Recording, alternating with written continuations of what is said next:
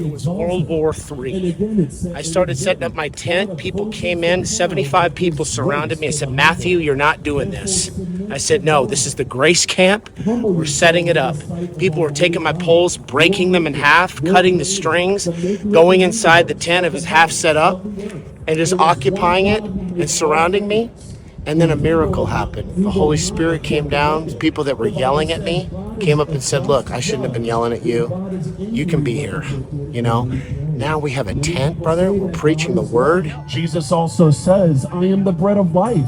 Some guy even came up just now, right before you walked up, and was trying to grab my sign off the tent. And the community organized leader said, no, he can have it up.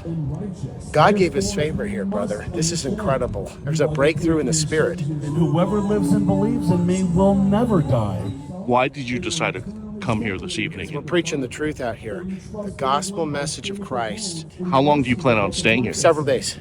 Several days. I've got my tent.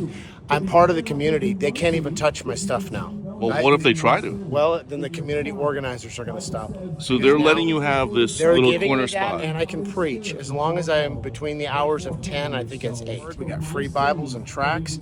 We've been doing Bible studies out here with several people coming by. It's a great outreach. So where are the rest of the Christians? Well, a couple of Christian groups came by. Some of them were with us, some of them against us. One of the groups said he wants to come out, bring his guitar, and start praying worship. Wait, which Christian groups were against you? Well, there was some LGBT affirming groups, you know, with the rainbow, you know, on their shirts that were pastors, you know.